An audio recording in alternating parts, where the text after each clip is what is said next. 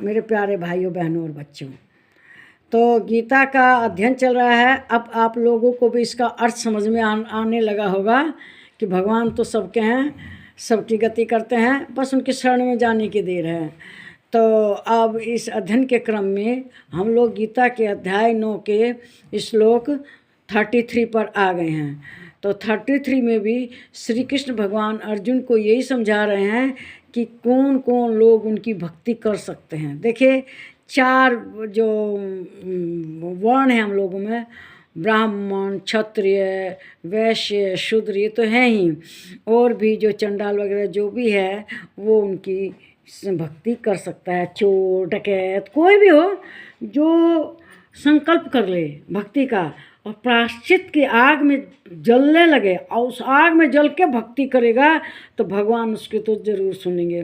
देखो, वाल्मीकि कितने बड़े डकैत थे हैं, लेकिन वो प्रायश्चित करके भगवान की शरण में गए तो संसार का पहला कवि हो गए वे। तो यही है प्रायश्चित की आग। कितना भी बड़ा पापी हो, अगर भगवान की शरण में चला जाता है तो उसका कल्याण होता है। तो इस गीता के अध्याय 9 के श्लोक 33 में श्री कृष्ण भगवान कह रहे हैं, किं पुनर्ब्राह्मणः पुण्या भक्ता राजर पश्यता अनित्यं सुखम लोकमिमं प्राप्य भजस्व माम। कहते हैं, फिर इसमें कहना ही क्या, जो पुण्यशील ब्राह्मण और राजसी भक्तजन मेरी शरण होकर परम गति प्राप्त होते हैं। इसलिए तू सुख रहित और क्षणभंगुर इस मनुष्य शरीर को प्राप्त होकर निरंतर मेरा ही भजन कर। इस शरीर को उन्होंने सुख रहित कहा है, क्षणभंगुर कहा है। क्यों कहा है? कब मृत्यु आ जाए, कब आदमी चला जाए कुछ पता नहीं। पानी के बुल्ले की तरह से शरीर है, ये प्राण है, कब फूट जाए कुछ पता नहीं है। फिर कहते हैं सुख रहित।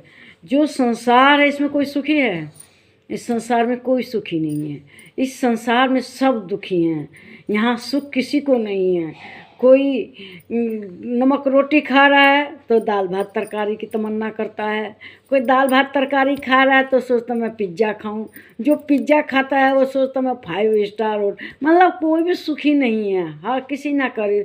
इस संसार को दुखालय कहा है श्री कृष्ण भगवान ने। क्यों दुखालय कहा है? क्योंकि यहाँ पर दुखी दुख हैं, सुख तो है नहीं। सुख किसको है? जो भगवान की शरण में है, जो भगवान के नाम को जपता है।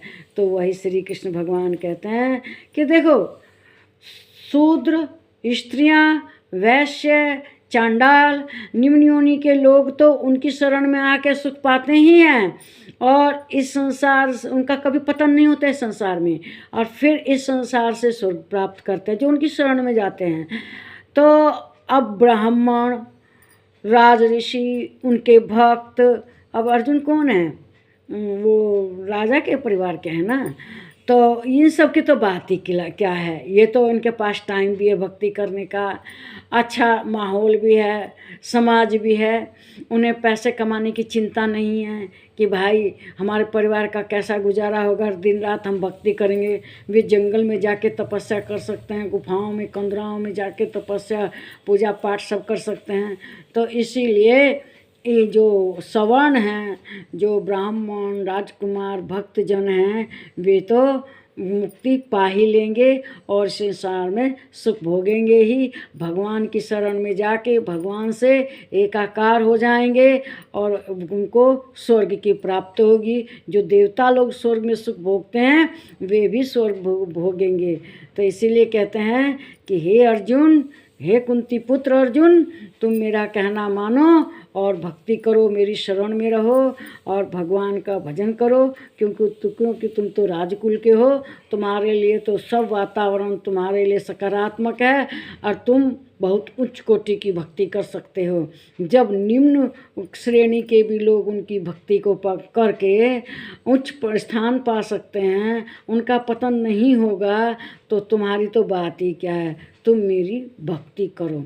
अगर मेरे इस वीडियो के विचार से आप सहमत हैं तो मेरे कमेंट बॉक्स में लिखिए कि क्या कमी है। अगर आपको जो अच्छा बुरा कुछ भी लगे उसको लिखिए। नमस्कार मेरे प्यारे भाइयों बहनों और बच्चों।